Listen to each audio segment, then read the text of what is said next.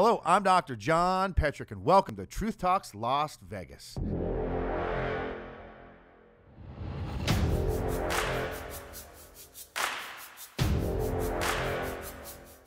From actually a small kid, I said I'm not going to be picked on. I'm not going to be a loser. I'm going to be the baddest mother effer on the planet. I don't have no emotion. I don't care about nothing. I don't care about anybody. And that was my fuel of the fire. And that is why I could outwork anybody, because I'll die before I quit, right? And I'm going to outwork you and grind you until you quit. And that's how I beat every single one of my opponents. Because I want to be put in a position that I've never been in, and one that, quite frankly, I don't think I can escape from. I want to be that close to not achieving something and having to pull something out of me that I never thought was there. That is growth.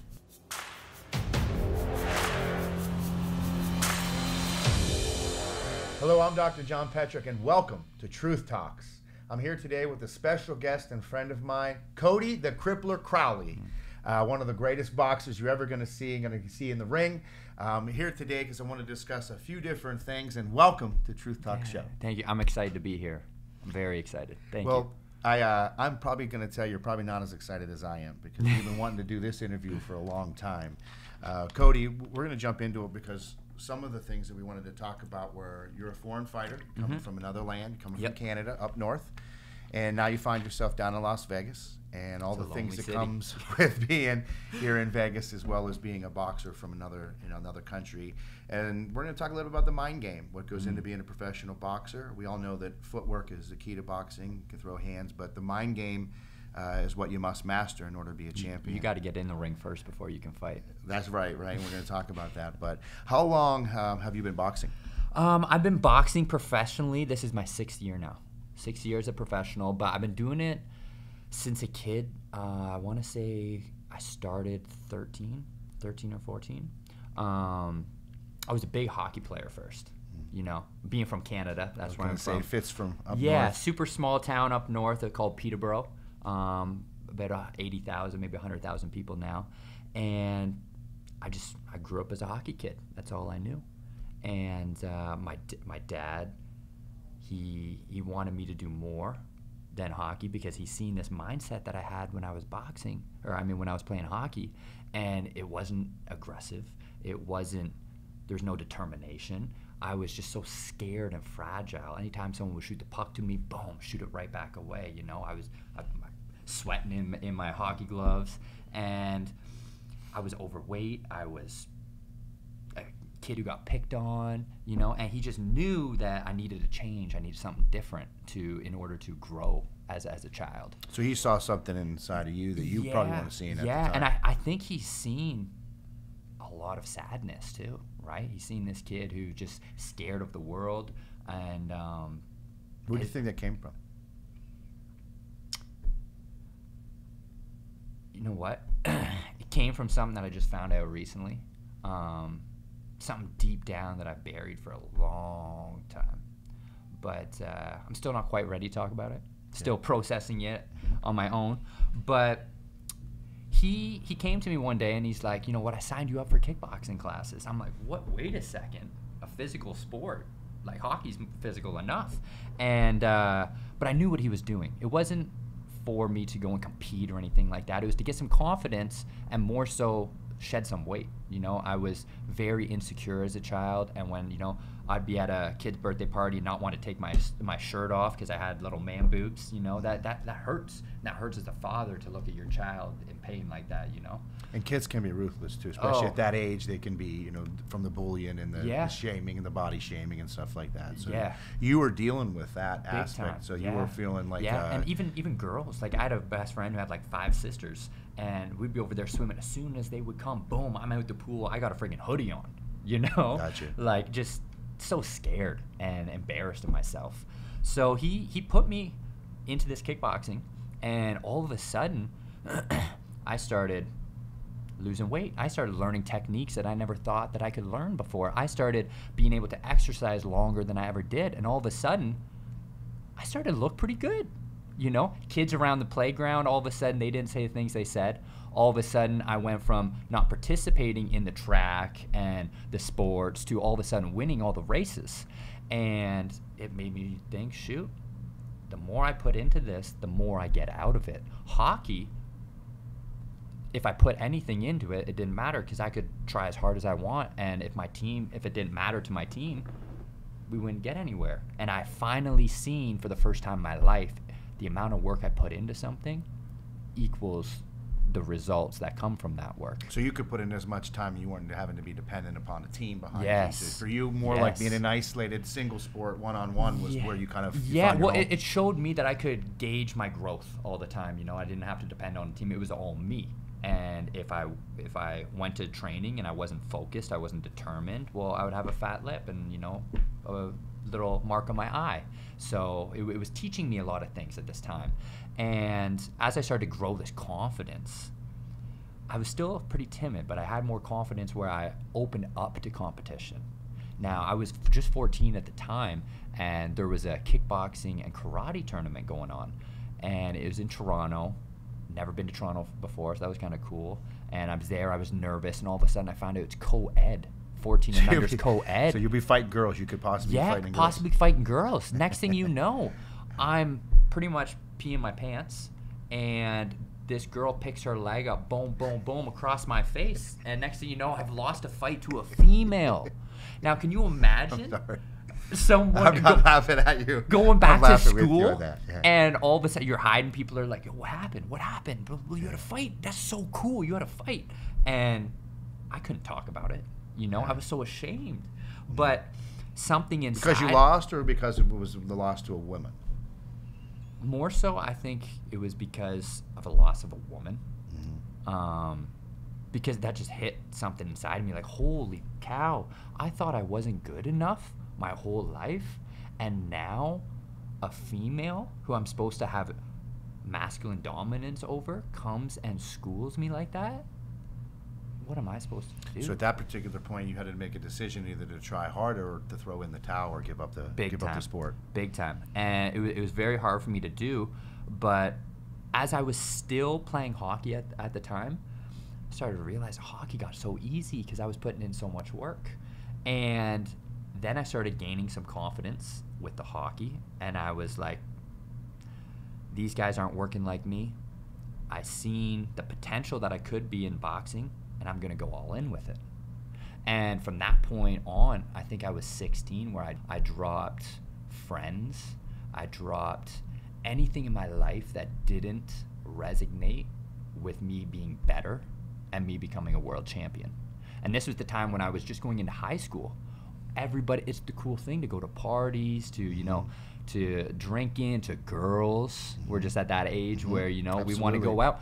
Some kids who have the most talent in the world at that age, it's so crucial that they will blow it all away just to experience life, you know? And I had this drive inside of me that I wasn't going to let anything deteriorate me off my path. And I kept training harder, and I started winning fights now. All of a sudden, I started winning and doing so good that I became a provincial champion, like three or four times in Ontario. Then I started competing on a broader scale in Canada. Is your dad with you the whole time? Yeah, he was still with me, supporting me. Is he a training partner, or coach, or what's his capacity at this point? Because he pushed you in the sport. You're now in the sport. Yes. So he didn't abandon you. So now is he coach? What's he? What is he now? The cool thing at this time was that when I said I was going all in, my parents were all for it. I would literally, because we lived in a rural area just outside of a city, I would go and stay at my grandma's house in the morning, wake up at 5 a.m. because she had a fitness gym right beside her. I would go to the fitness gym from like 5 to 7, come back. She would drop me off at high school. My mom would come pick me up from high school and then drive us 2 hours to Toronto after she just worked an 8-10 hour day for me to go train and sit there while I go and train for 3-4 hours and get home at 10 p.m. at night and wake up and do it the same thing every single day. Wow. It got to the point where my mom, she would come and sign me out of school. I would call her and I'd be sitting, it would be first period, 9 a.m. And I'm like, Mom, I can't do this. This does not feel right. Me being in this room, they're trying to fill knowledge into my brain that does not resonate with me. And I know the program of going from school, going to college, getting a job, buying a house, getting married, settling, not trying to grow. That is not for me, Mom. I have so much stuff deep down inside that's driving me, and I need to keep going. So I'd be in class and, Mom, I gotta go. I need to go work out. So you were resisting that Maytag. A lot of times Yes. it's that treadmill of life with that stick and Yeah. carrot, and you're like, wait a second, this It's isn't not for working me. for me. No. So you found that in boxing then. So then for Yeah. you, so here you are, young man in school. Now at this time, your parents are like, you know what, maybe school's not for him, you know, Yeah. and we need to do something different. Yes, and that's when my mom, she wouldn't have a problem me going to the gym and doing what I love, you know, because she knew I wasn't out on those Friday and Saturday nights doing stuff I shouldn't be doing, right? So she supported everything. My dad supported everything. My whole entire family, and I even had, you know, like the people in school saying, Cody, college is coming up next year. What are you gonna do? And I just told them I'm gonna be a professional fighter. And where I'm from, it's only hockey or lacrosse. Those are your only two outlets. If not, you're working at the factory or you're working at Quaker Oats there, or not really doing much, you know. And You knew that there was just more for you out there. So at I that couldn't time, settle. so when did you decide, what was kind of like the mark that you said, I cannot be at the best of my game here in Canada, I got to find another place? Yeah, well, it was actually, to go back a little bit, when I made that decision with my parents that I'm going all in, they started booking me trips to Las Vegas for summertime just so I could get better training. So you'd And- come down in the summer times and train down here? because you have a guy who had no skill, he has no natural physical abilities, he has no background of this sport, but he has a will that will make him a world champion.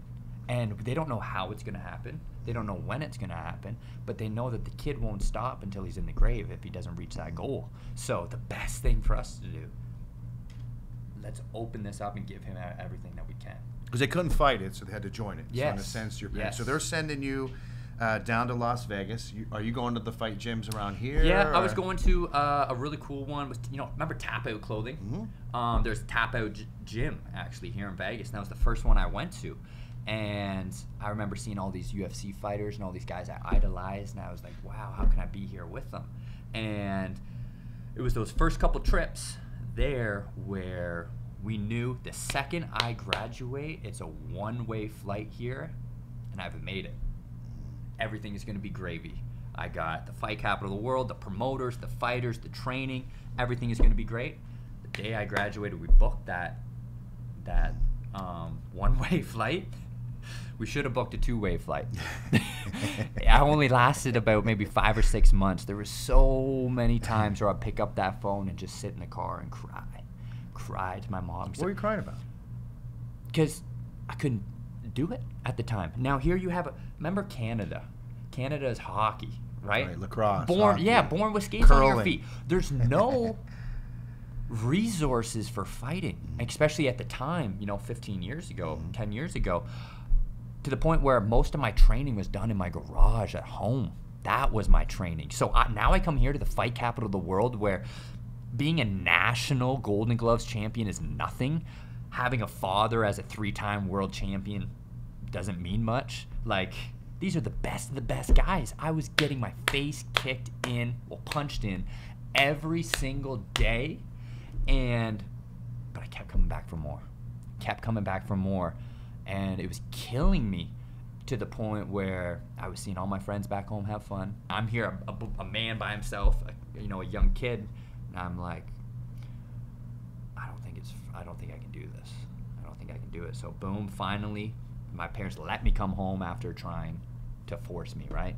And because they've invested a lot of time, a lot of money, and a lot of effort into creating this dream, and I was basically just kind of giving it up like that, right? They know I didn't want to quit. It was just a hard time of my life. Do you think that because you were moving down here and you moved to the capital, did you have your eye on boxing, or were you thinking even UFC? No, I had my eye on boxing, but I couldn't process fast enough the skill set that these people had. And here the kid is training from his garage, trying to make it with world-class professional fighters, and he still had this hurt inside of him, this self-hate type of deal that was driving that fire. Right? Is that we alluded to it a little bit earlier, but some of the self-deprivation and some of the self-hate that you frequently refer to in a lot of the conversations that we've had as friends, you've always, and it's unique because a lot of people that aren't quite in deep in competition don't know what it's like to search for perfection. Yeah. And if you're not there, you can really beat yourself up, and sometimes you can almost be your worst critic. You talked about it at one point in your career that you said, not only can I not do this, I don't want any of this anymore. Yeah. And you're thinking, I mean, let's say, I'll being honest, all kinds of bad thoughts at one point. You're willing to looking at where you were. Yeah. Was it a point in time that you were down here in Las Vegas? Now you leave. You're not quite making it. Your parents are okay. Yeah. You head back to Canada. Yeah. I left, went back to Canada, and now it's just a pity party for me. Yeah, right? Oh, poor Cody, poor Cody, poor Cody. I'm a victim. And all of a sudden people are like, what happened? Yo, you're supposed to be this big time fighter. I remember in high school you were this and that. You're gonna do this, meet these people, blah blah blah. Now here you are stuck with us. So it was a little bit of a letdown. Oh. And when you're in that moment, how much does it feel like a bullshitter? Like you talked all this game, and now where are you? Now you're back here with us. Told you so. Yeah. Right? Yeah. And one thing leads to another. Now I'm 19 years old. I gave up boxing. I'm drinking. I'm partying. In Canada, you can drink at 19.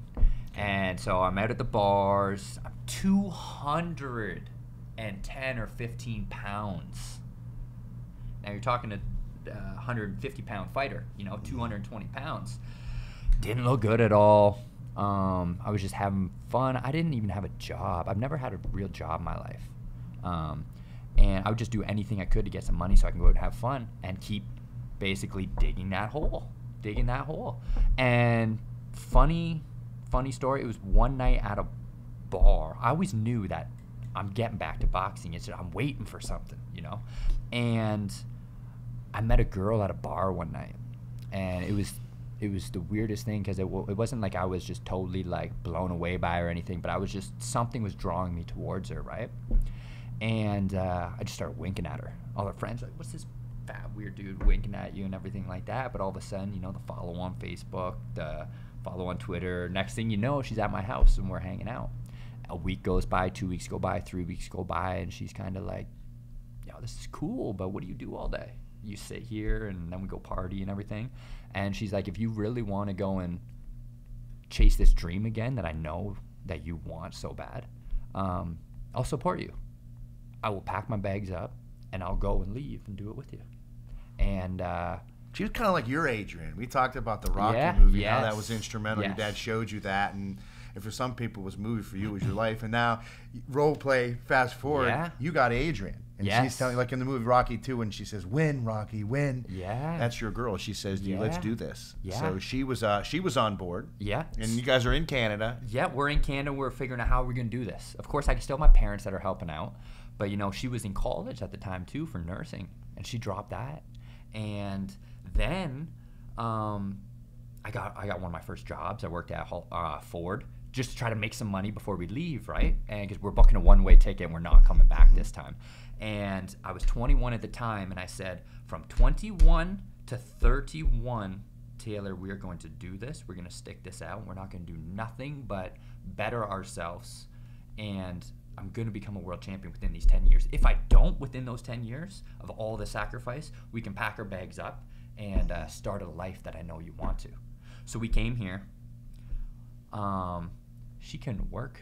She got no visa. Right? I didn't have no visa. We're broke. I've pawned Xboxes for gas money to get to the gym. All this stuff going on. That's a big hurdle, coming from another country to the United States, and one. And even can you stay? How long can you stay? And then that's kind of in the back of your mind. Yeah. You can be tossed out at any time. Yeah, and even that self-hatred, that little child inside of me, moving from my parents' house to Sin City,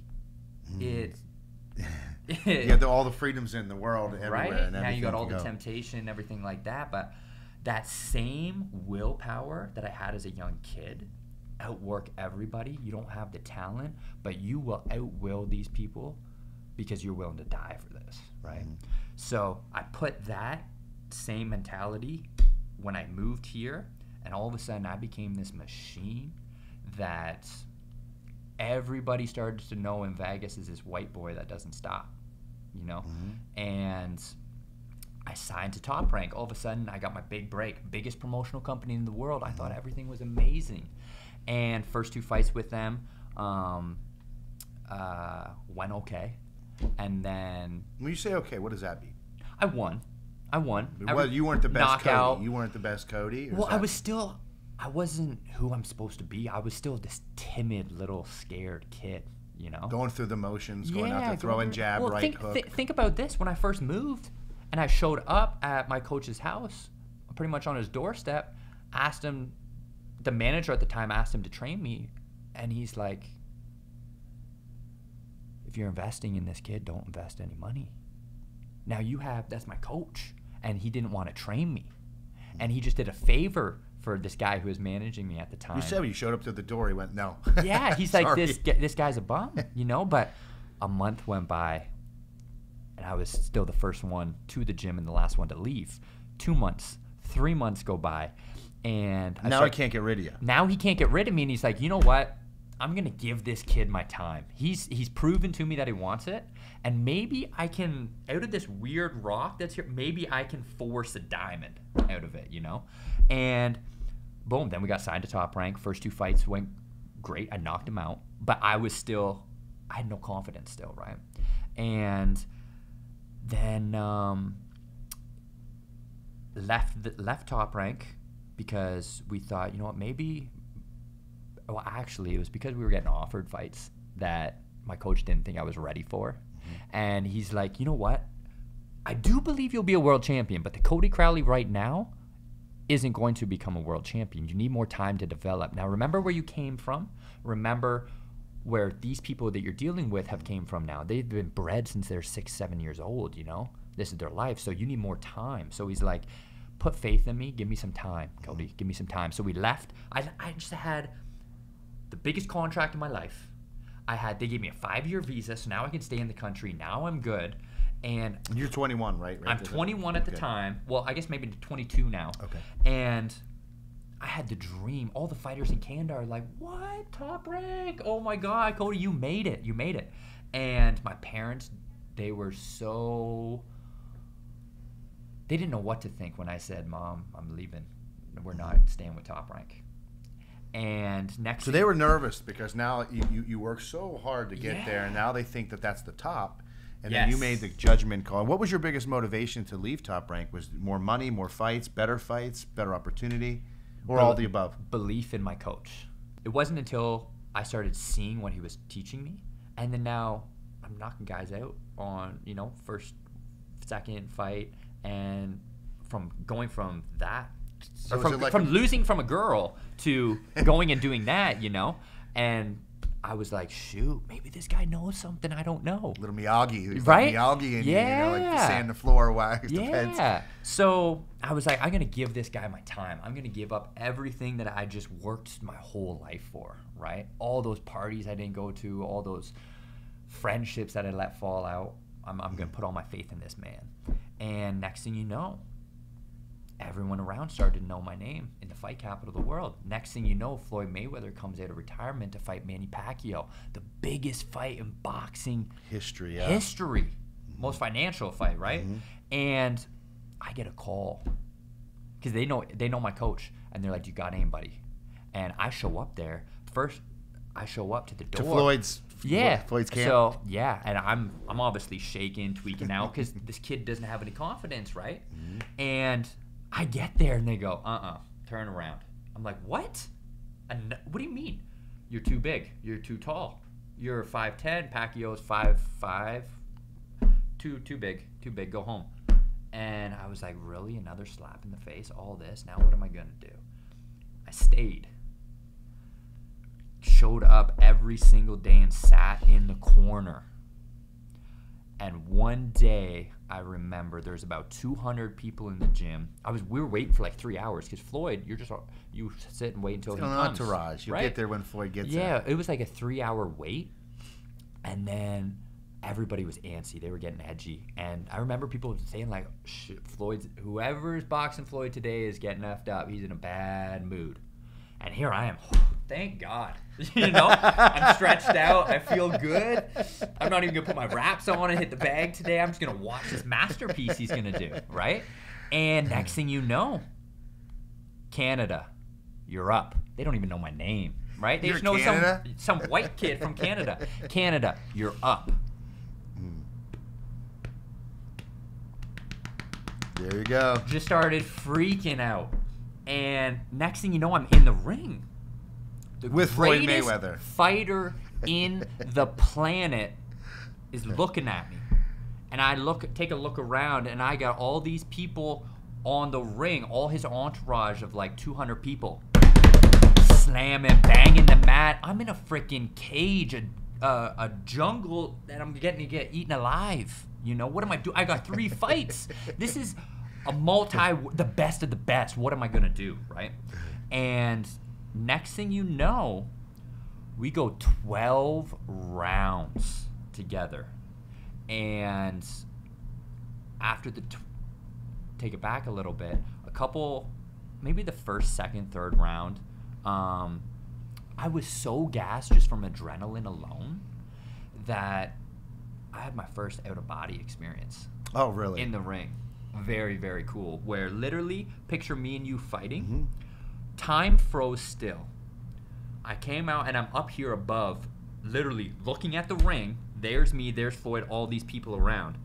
And I didn't know, Mariah Carey was sitting in my corner too at the time. Pretty crazy. Like all this crazy stuff going on. And I'm sitting up here and I'm like, you lost to a girl. You're fat. That's the inner self talking to you. You're all this stuff going on, right? Like bad, dark stuff.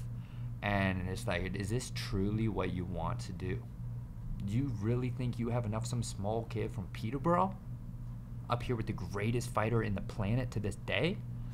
And it felt like 5 minutes, but it was only like 5 seconds, this experience that I was having, right? And I said, F this.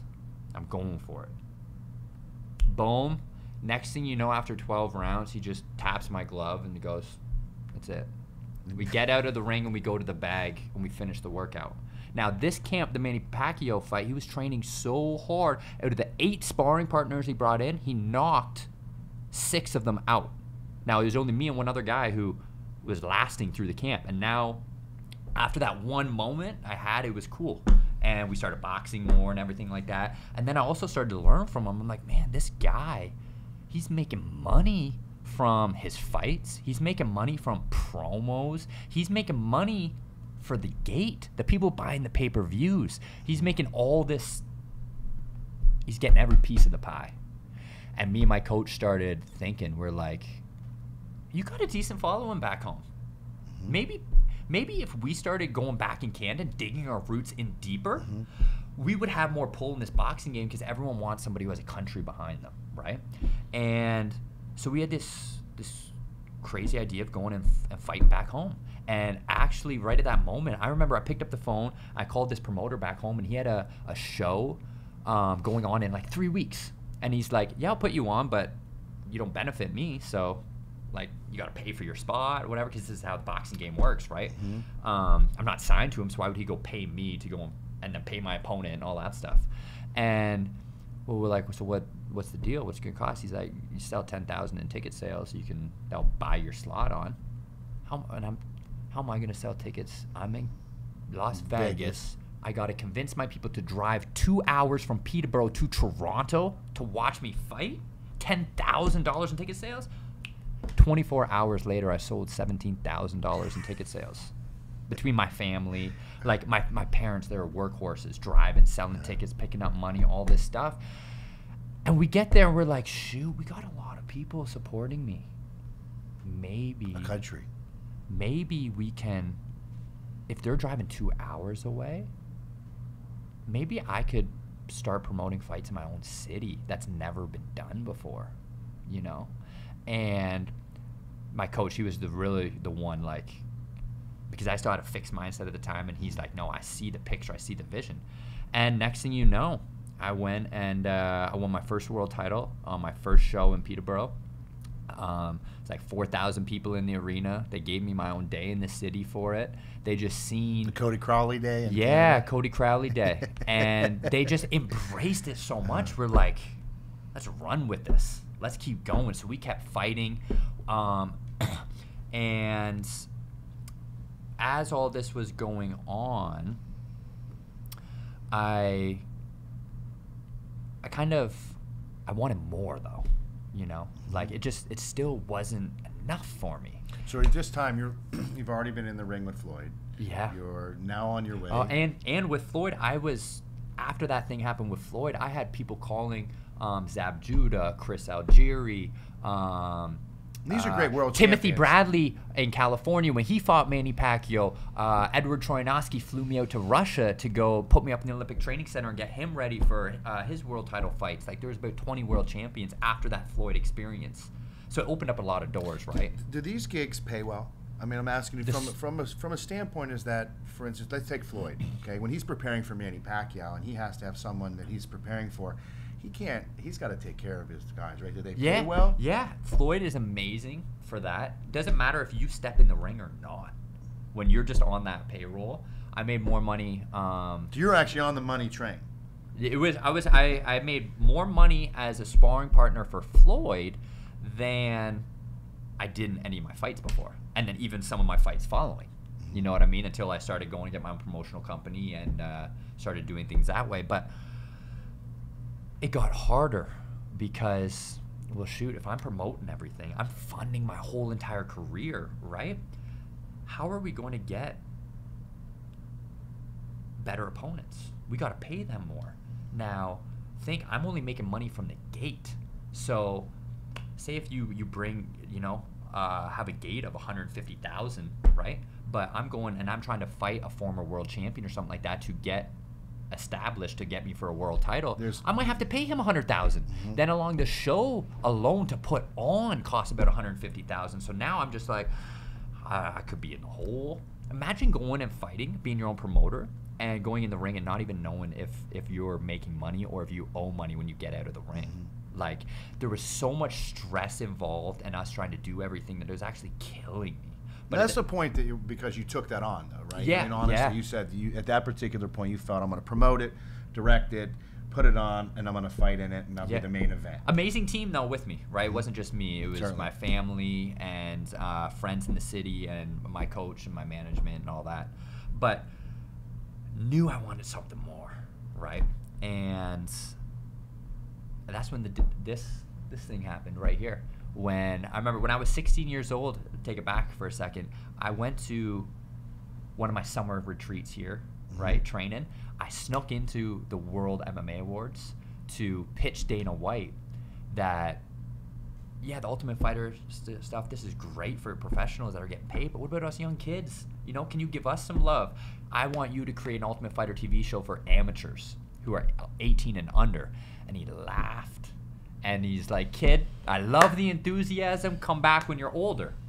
Now, 10 years later, 17-0, hired by Floyd Mayweather for the Manny Pacquiao fight, the Conor McGregor fight, another what Dana was involved with. Got this great record. My roots are in so deep in Canada that now I kind of have a whole country type of deal behind me. And so now I went and pitched him again 10 years later, but not as a fighter. I pitched him as a businessman, as kind of partner up with a partner. What can we? This is my product that I have, and you have so many resources, and you're a genius. I need a bigger platform. How can we do this? And made a deal with UFC Fight Pass. And 10 years later from that moment, me and Dana White were working together. So that was pretty cool. Yeah. And long way we came from that, losing to the girl in the kickboxing match, right? Long way. And then, after that fight, I went through a very hard time because leading up to all this stuff, like, it sounds all awesome, right? Everything that was going on. Great record. I'm meeting all these cool people, boxing Floyd Mayweather, all this stuff. But along that journey, you got to forget, Cody was gone. When I left, from actually a small kid, I said, I'm not going to be picked on. I'm not going to be a loser. I'm going to be the baddest mother effer on the planet. I don't have no emotion. I don't care about nothing. I don't care about anybody. And that was my fuel of the fire. And that is why I could outwork anybody, because I'll die before I quit, right? And I'm going to outwork you and grind you until you quit. And that's how I beat every single one of my opponents. And that, my body every single year was deteriorating. Now you're talking training since I've been here 6 years, and twice a day, 3 hours in the morning, go home, wake up 2 hours at night. So year after year, the body just kept deteriorating, right? And you're not talking like just training hard. You're talking a kid that had this self-hatred for himself of not being good enough and being a loser, that I would train 2 to 3 hours as hard as I could in the morning, and then go back at nighttime as hard as I possibly could. And I was 1,000, 2,000 milligrams of caffeine a day, whatever I could, to keep this body working for year after year after year. And even after every single fight, I'll be right back in that gym on Monday, you know? And in between all that stuff, I was going through depression because of how hard I was pushing my body, and I just never felt good enough. I'm glad we brought that up, because I wanted to talk to you about that, because that was a deep hole. At one time you talked about how depression, you almost cost your life. Yeah. The last two to 3 years of this story, when I started my own company with my partners and was doing all this stuff at the same time, as the body was deteriorating, and all of a sudden, every time I go and fight, I'm sick. And all the doctors are saying, there's nothing wrong with you, Cody. Maybe you just need to rest. But I can't do that. I got the weight of the world on my shoulders. I got my coach, my management team, my wife, who just left a whole another country to be here. We're years deep. Like, it was just so much stress on me that it was eating away at me on the inside. And to the point you were telling me even one time before a fight that your mom's in the room with you, and she's like, Cody, what's going on? This fight right here, it's happened many times, but this fight right here on the Tuesday night of fight week, I couldn't do 3-minute round of pads, not one round. And me and the coach are in the car at like midnight. We got thousands of tickets sold. We have Dana White ready to watch it. We got the vice president flown into Peterborough. And I'm sitting here crying to my coach saying, I don't know what's wrong. I can't do it. And he's just like, go home and rest. Don't make any decision right now, and we'll see how you wake up and feel on fight day. Because this has happened. So at that point, you're done. I'm done. But I can't get in the ring This tomorrow. has happened for the last 4 fights so that mental. I was promoting and doing it. It's a mental thing then. It's definitely I was right? over-training to the point where my body was deteriorating, and then the mental part as well. Right? And so he already knows, like, there's nothing we can do. Every time it gets worse and worse and worse before every single fight. And it's to the point now where I don't think Cody can fight, and I'm not going to get him to go in the ring and risk his life, right? Just so we can not lose a bunch of money. So we already made the decision that the event's off. I'm going to see how I wake up on fight day. I'm going to weigh-ins and everything. Still, people, oh my God, I can't wait. I'm so excited. But in your mind, you don't this know, isn't going on? You don't know the motivation that you give me to keep going. And Saturday night. This is what someone's saying to you. Saturday night when I see you, I don't go out often. But when you have a fight, I come out, you know, and it gives me hope. And I got all this stuff going on, and that voice in the back of your head, man, you're a loser. What are you talking about, man? You're not even going out to fight tomorrow. Like, why can't you just be real with these people? So you're feeling guilty. You're feeling like, oh my God. Well, those demons, they'll spin even a good thing into a negative thing, right? But what do? Just like always, down a couple 1,000 milligrams of caffeine and go out there and fight 36 minutes straight and defended. You defended the Defended title, all right? my titles. Yeah, actually, I was the first boxer to win all the Canadian organization, CPBC, Canadian Professional Boxing Council. I'm the first fighter ever to be a 3-time champion of holding their Canadian, their international, and their North American title. Talk to me a little bit about that, because I really do have a question in regards to the different divisions in boxing. Yeah, We touched on sure. a little bit. Like, so for instance, you have the WBO. WBO is an organization. The four main ones: WBC, WBA, and IBF. Those are like the top 3. So in Canada, they have their own organization as well. Okay.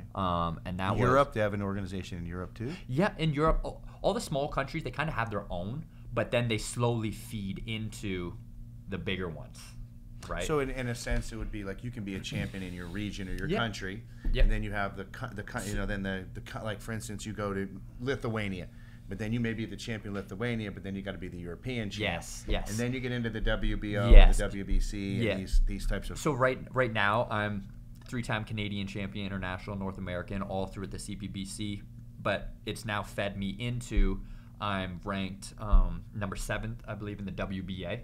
Okay. And so that's a huge one. I now finally have a top 10 ranking. And then in the IBF, Now, when you get a better top 10 in there. ranking, when you finally attain that ranking, and you're in the top 10, does that mean more money? Does that mean that your fights now? Not necessarily. Okay. But it opens the door. Now you've cracked that category where you're a world champion, right? This is a business. Boxing is a business. I'm a promoter. You're my world champion.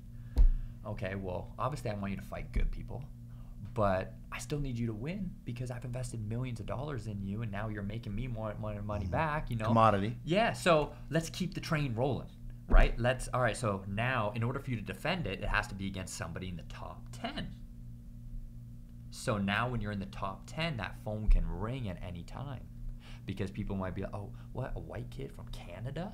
What? Oh, shoot, we've been seeing his fights. Oh man, he can't even punch." But they don't know that I've been sick my last friggin' 5 fights, not even been able to get out of bed, and going in there still doing all that stuff, right? So it actually works out to my benefit. Awesome. And then now, when you crack those rankings, then the phone calls start coming, and then now you're in talks with, oh, maybe he could be a potential opponent for this guy, for that guy. Are there certain opponents that your manager and agent they keep you away from, or are there other fighters out there? Like, for instance, when they used to say Floyd was ducking this person, or Manny was dodging this person, does that happen? No. So, well, it does in boxing all the time, right? You got to protect your prize, but you got to remember, since my 3rd fight, me and my team have funded my whole entire thing. So we don't have a promoter. Think of how hard it is to even get fights, right? Like if you're a fighter and you're not signed to somebody, you need a fight. Well, you come to me, hey, Cody, you're my friend. Can you put me on your show? Okay, well, it's going to cost me, even if you fight for free. So I don't pay you, John, but I want to help your career. All right, well, I'm going to pay about $25,000 for an opponent. I got to pay his medicals. I got to fly him in. I got to do this, blah, blah, blah, some of the marketing, stuff like that. So I'm $30K in the hole for no reason, just to help you out. That doesn't make sense. It's a business. Yes. So here we are struggling, so we will fight anybody. You know what I mean? And so that meant going and calling out other people, other big shots in Canada. But they wouldn't fight because they know they kind of duck it. They duck. They're promoters, like, well, we don't want to. We're trying to cash you in, so we got to protect you, stuff like that. So it's been such a struggle. I was going to ask you, now that you've kind of cracked that top 10. Now, do you find that it's harder to get a fight? Well, that is what. But you're limited now. I mean, you're going to fight guys at a certain level because it's beneath you in a sense, but kind of below the pay grade. Yeah. For you to fight somebody that's not going to deliver a little coin to you, right? So you want to For fight sure. the best. And you're not. And we were talking a little bit prior to kind of coming on the air. We were talking about people who you fought, world champions, Ab Judah. Yeah. All of these people. So, let's bring it back a little bit. Okay. After that last fight, right, I was like, man, there's got to be something wrong with me. Like, I know they say there's autoimmune conditions. My weight would I'll blow up 15, 17 pounds in a day of inflammation. So just not normal. Facial Something wasn't rashes where it looks like I have leprosy all over me, right? I'm pretty sure it's lupus, but I have to test it time and time again to get it. But here, you have a Canadian here. Well, I don't got Insurance, and all that stuff. and another obstacle. Everything's on my own dime. Let alone I can't even work and make money outside of boxing because that's what my visa has. Let alone my girl, she can't work either. You know, and she's going to school just so she can stay here in the country and be by my side, so I have someone to lean on. Like we've had some very, very hard times. But so after that fight, it just got worse. It got worse. The depression, the depression and the disease, right, and the stress. Then I get hit with another. So my girl, she went to college, right? She finally graduated last year. She only gets a 1-year work permit to stay in the country, even though you spend what $100,000 on school, and you can come and work, and then boom, they kick you right out. So the darkest time of my life, right? Well, her visa is gonna be up. She's gonna be kicked out of the country, you know, and just that's the carpet underneath you. Now you're like the only support that you really had is now going to be taken from you. Yeah, but you know what? I've always known I'm gonna marry this girl, but it was something that I was too scared. Remember that little kid? Like, he's not good enough for love, and it was a blessing in disguise because that actually made me go and took that leap, and I proposed to my wife now, and then I married her a week later, and now we're still going. We're battling green. We're applying for a green card and all this stuff. And while I got married, you should have seen my face, bro. I wasn't even there, you know. And so I feel bad for her. In a bad way? So let's talk about, you say you weren't there. So are you talking about the altar? You're talking to the priest and saying, do you? And you're like, mentally, you're checked out? Yeah, kind of like right? Like. Could she tell? I think so, right? And so then all of a sudden it got to a point where I had to keep the phone on and just like, I remember a night or two where I just keep my mom on the phone back in Canada because something was wrong and my anxiety was going through the roof. When you talk, let's talk a little bit about the anxiety. Is that like it's a sick feeling in the stomach, in the gut, sweat? Rise. I would wake up at nighttime. My girl, during all this, even at her wedding, on the day of our wedding, she would be up toweling me off every like 15-20 minutes, sleeping in sweat. You go and look like someone just dumped a whole gallon of water on the bed. And so that's the type of mind state I'm in, where I can't even really stand up here and I'm saying my vows, right? So it's very, very tough. And you obviously love her. It's not as if it's not a lack of love. No. It was that you couldn't get focused on it, the situation. You had boxing on your mind. You're depressed. What's happening? It was to a point where I'm sick. The only thing I want in this world is to become a world champion, and I push my body to the limits, and now my body has said we've had enough. Then I get diagnosed with fatty liver disease, all this stuff, and all of a sudden, I remember seeing a guy on my Facebook. He came across like 2 years previous to this time, and it was a video. It was some holistic healing and stuff like that, and something. I reached out to him and I'm like, I need help. Something's wrong with me, and doctors can't figure it out. Something weird. And he goes, weird stuff's my shit.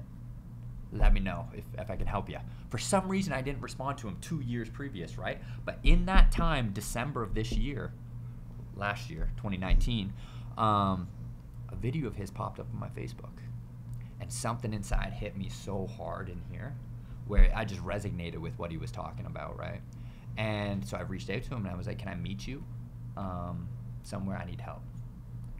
Met him at a Greens and Protein. And was within 5 minutes, I was bawling in front of this other grown man that I've never met in my life. And he basically told me what was going on with my body and all the depression and everything like that. And then I started telling him about different ways my mind was starting to work leading up to this, during the wedding and everything like this. I was starting to look at things in different perspectives. I'd be sitting here with me and you talking, right? But I'm up here. And I'm watching me. So you're not connected. You're just really basically just going through the motions. You're not connected anywhere. But I mean, like, I was starting to have a different mindset going through this depression, and the depression was the more depressed I was getting, the more this mindset was coming in where I'd be talking to you, but I'm analyzing everything. I'm thinking, if I say this, I know this reaction that he is going to get. I'm just all this weird stuff. And I started thinking, oh, am I getting schizophrenic? I got all these voices going on. And, I was using cannabis to help with all the pain and the depression and everything. And I'm like, oh, this guy's checked out. He's off the deep end. And that's what really made me go and reach out to this guy. And he's just started laughing. He's like, brother, you're going through a spiritual awakening.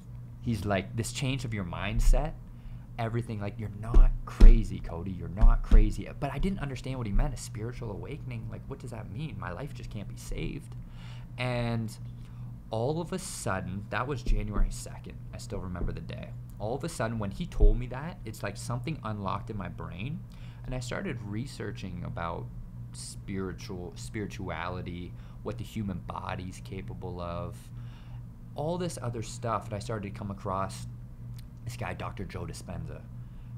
He was a world-renowned doctor, chiropractor, and the man broke his back. And through meditation alone, after like 9 weeks, when he finally did the surgery in his head, one time without breaking concentration, the next day he was able to move his toes. A couple weeks later, he was able to bend his knees. 6 months later, he was fully walking. And I started thinking, I'm like, maybe there's more to life than this bubble I've been living in. And all of a sudden, I started going to these sound baths, and I started doing all this meditation, and I felt so free. Were you shedding things that you're carrying from your past? All that depression that I was going through before, I didn't realize, but I was going through a spiritual awakening through those darkest of times. All that depression, everything, it was either me giving feet. That dark wolf, you have two wolves inside of you, right? A dark one and a light one. The one that's going to take over and operate this body is the one you feed more. What have I been doing my whole entire life? I'm not good enough. You're not good enough. Yes. Self-loathing, self-deprecating. So that wolf takes over, and that was operating who I was. And all of a sudden, after this guy said something, it triggered something in my mind, and instantly, I was free. All of a sudden, I started looking at my wife, and I couldn't stop smiling ear to ear. And all of a sudden, my face rash started to go away. And all of a sudden, my body started to heal. And then, the deeper I started going down this rabbit hole of what we are, spirituality, everything like that, I started realizing the fuel I was using the whole entire career, my body said enough. And it was, if I kept pushing, I'm done. So it was like I was forced to have this awakening, right? And as I was going deeper, I started realizing, man, my whole life boxing is everything. And it's made me give up everything in my life. And it just doesn't make sense, because we're here on this earth, we're supposed to be experiencing it, getting in the ring and my hand being raised. I was doing it all for a label. I was doing it for my ego, to prove that I was worth something, right? When truth is, we're all equals. You know what I mean? And it's just the society we live in today, where it's, you go on Instagram, how many likes do I get, how many comments, blah, blah, blah. Right. It's all judgment and labels. It's actually chemical.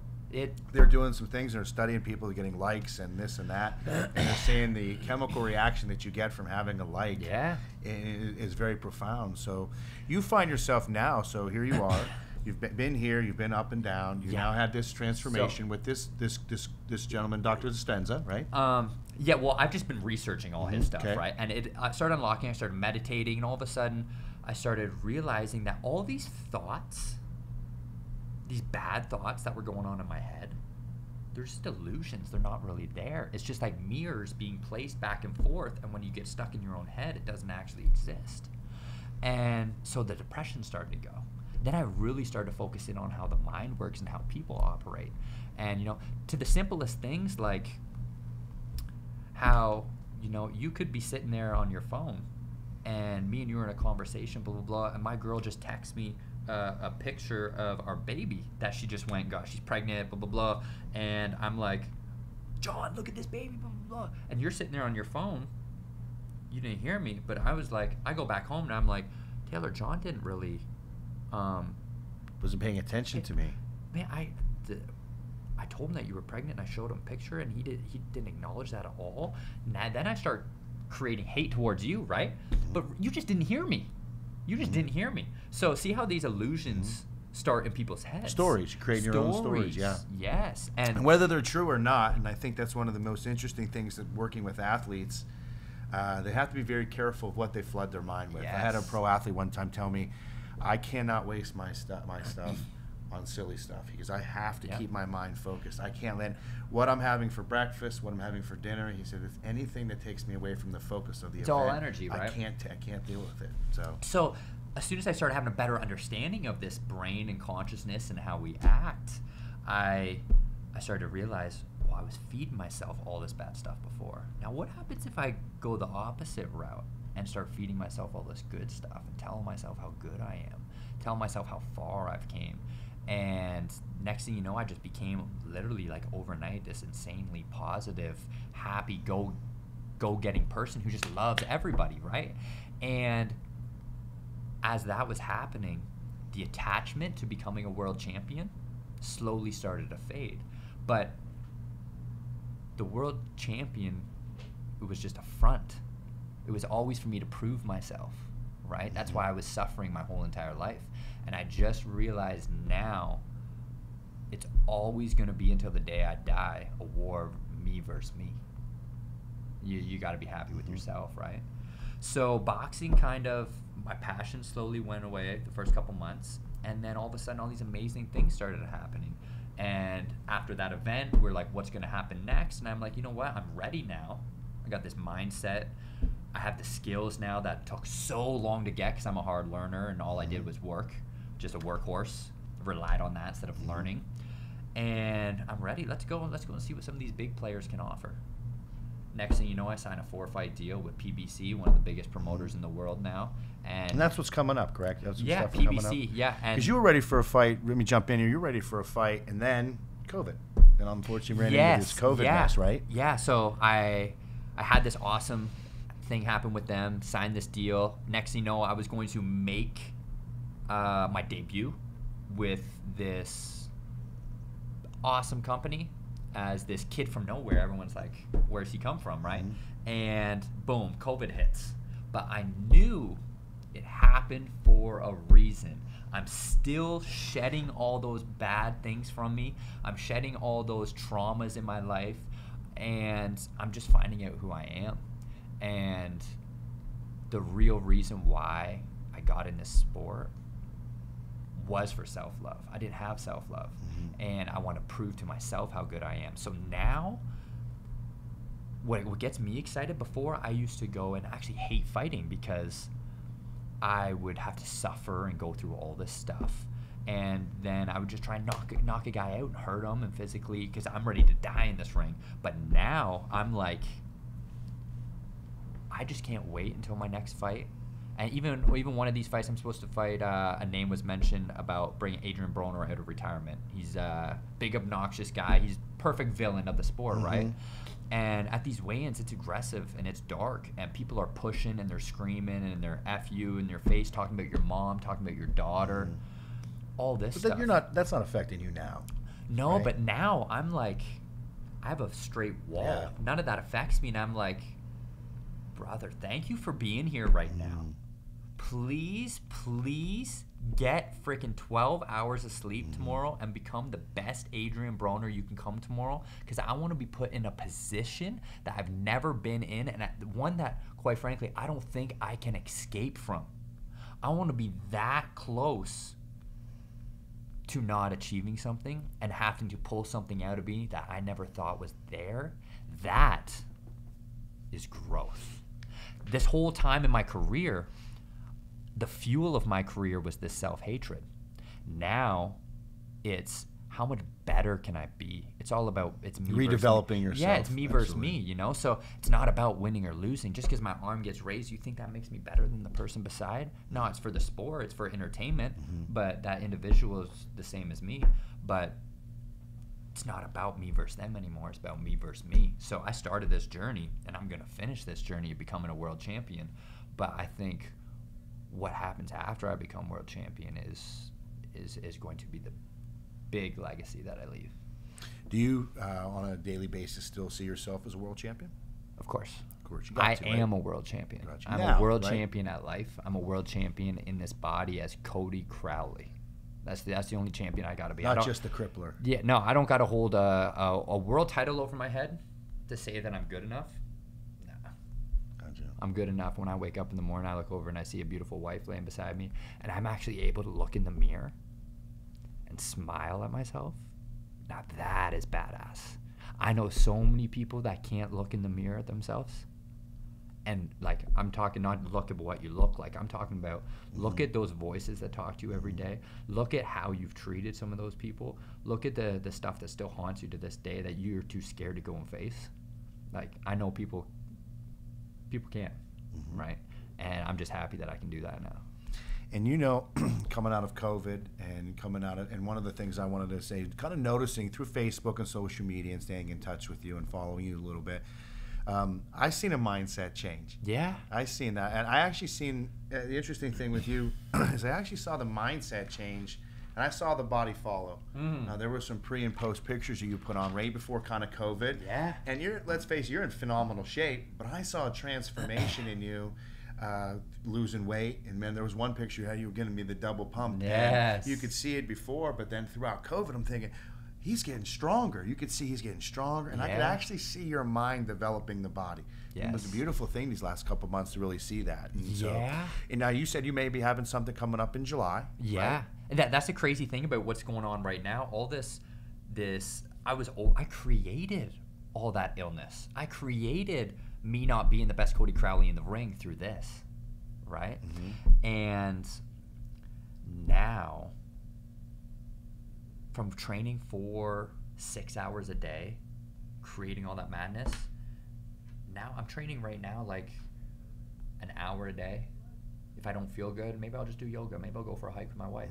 But I'm listening to the body, and I'm getting so much more. More of the old bull now.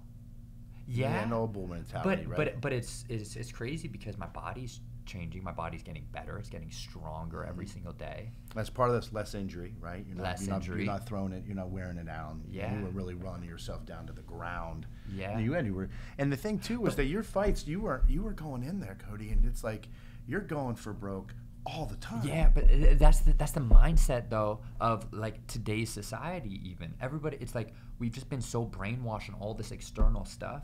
You literally have people. You go to those even college football games or basketball games, and you have these people. This kid tore his ACL, whatever, and you have these people. You get back out there. You think Michael Jordan would have sat here and quit? You get back out there. I'll give you whatever you need. You get the hell back out there. It's like you need to protect yourself first, you know? The mindset is what I'm trying to change. And it's working because I've seen it, and I've seen what's happening to your body, and I see now what's happening. Like you said, in July, do you ever find yourself wanting at this particular point in your career calling somebody out, saying, hey, you know, it would really be most beneficial for me to fight so-and-so? Who would, if you had to call somebody, would anybody you'd want to fight, do you think, for a career that would really kind of stamp your career? Whether you be get your hand raised, champion belts, whatever, is there someone that you want to fight? Right now, I think I'm going to have a quick fight just because I've been out of the ring so long. And Starter, tune-up? I got all these new tools now that I get to try out, right? So I want to go and at least dance a little bit and showcase it before all the weight of the world comes back on me, right? But a fight that I truly believe is built for me to win is Errol Spence. And he's one of the best pound for pound in the world right now. And, you know, he came out of this crazy car crash. I don't know if you've seen it. People don't know if he's going to be the same, if he's not, anything like that. So there's going to be so many eyes on him when he does come back.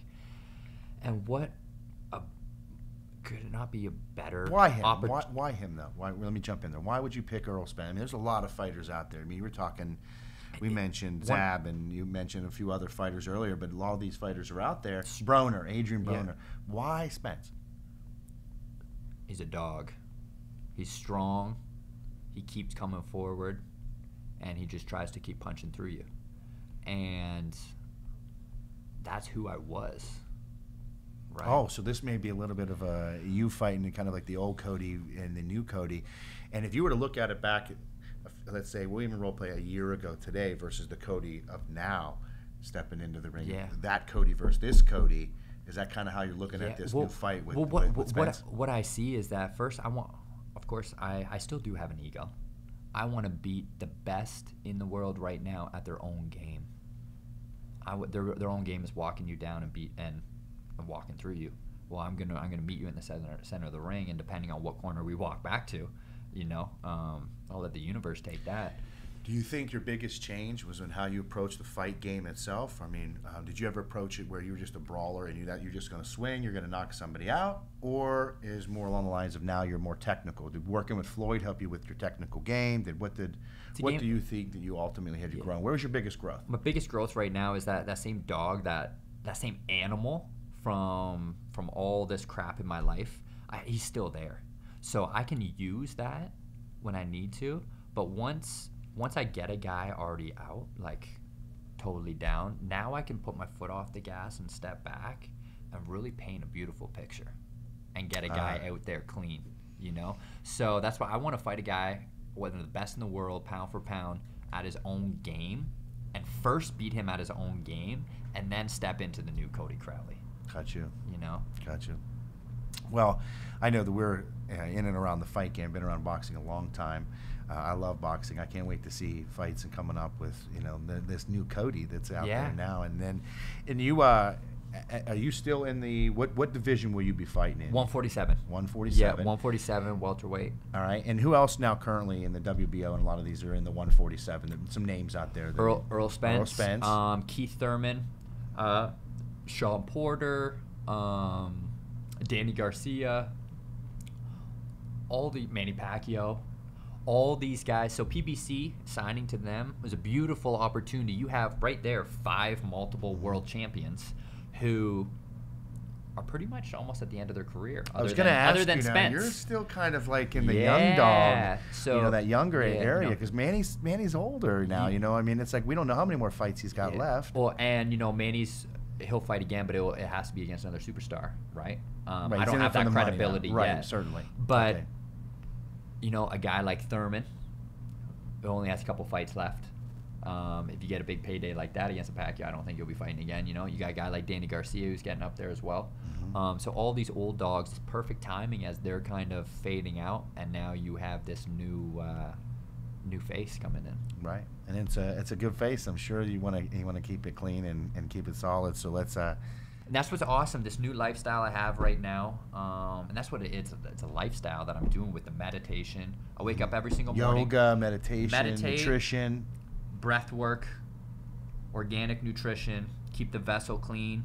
And I don't have to train as hard anymore. Mm-hmm. Like I said, I train an hour a day, 3 to 5 times a week. And I can get a call now, 3 weeks, a month notice, and I could go and fight for a world title fight. All they got to do is just kick up the intensity for about 2 weeks, 3 weeks, and I'm prime shape. Yeah, I'm liking what I'm seeing too. And before, you're really looking good. When I was all that self-hatred, and I wasn't doing boxing because I loved it. I was doing it to prove something to myself, right? And so after a fight would happen, and I would be super depressed, what would I do? I would go and gain 40, 50 pounds in you're staying more in the fight in a month now, right? Yeah. So now with this whole new Cody, I'm ready to clean up any time of the day. Just give me a time, place, and I've been doing this for 10 years or so, right? So the tools that you learn, they never really go anywhere. It's just that psychological of you telling yourself, oh, I need to train 8 weeks for a world title fight. I need to spar this day, blah, blah, blah, everything to be perfect now. That very seldom ever happens, but I'm anxious. I'm anxious. See, I want to go to the gym now and watch you warm up and do some stuff like that. I want to. Another cool thing that I just really want to put out there for all these kids that follow. I got a lot of young kids that follow me, and I just want to let them know that they can literally manifest and create whatever they want. You had a kid who lost his very first boxing or kickboxing fight, very first fight ever, to a 14-year-old female, to boxing the best pound for pound fighter of this era to I used to be obsessed with the Rocky movies as a kid growing up. And that's what motivated my training, to my picture being in the last and final Rocky movie, to a kid who was laughed at when he tried to tell Dana White about his dream. 10 years later, went and made a business deal with Dana. Like, all this stuff, it happened out of just pure will and heart. So that's probably something that you're finding now is probably the key element. You have to have the will, you have to have the heart, or you're just never going to get it out of that doldrum of living where you were, deep down and dark inside that depressive state. So that's good. I love seeing you this way. I got to be honest. I've loved seeing these last couple months working with you and seeing you. I love seeing this new Cody. Yeah, a little bit scruffier. And we were going to talk about that too. You know, we were looking up there and saying it's like now you get the Conor McGregor lookalike, and you know you're out there in the crowds. And I'm really grateful to have you on the show. I'd love to have you back. I'd love for you to come back and let us know, especially for Truth Talks. We love to support you. My co-host Mitch and I are huge boxing fans. Would love to be there live at one of your next fights, especially if it's here in Vegas or anywhere. It'll be nationwide. It'll be it'll probably be on here TV. in Vegas. Right? I'm hoping that'd be awesome. But anywhere in the world, I'm ready to go. Do me a favor and keep us posted and of let course, us know what's going on. I would love to come back on after my next fight, and just let you know what that experience was like. Yeah. You know. Thank you so much, my friend. I really appreciate it. This was a wonderful interview. Thanks for coming on Truth Talks. Thanks for keeping it real. And stay tuned for more Truth Talks. I'm Dr. Jon Petrick. I was here with Cody the Crippler Crowley. And thank you. We'll see you soon.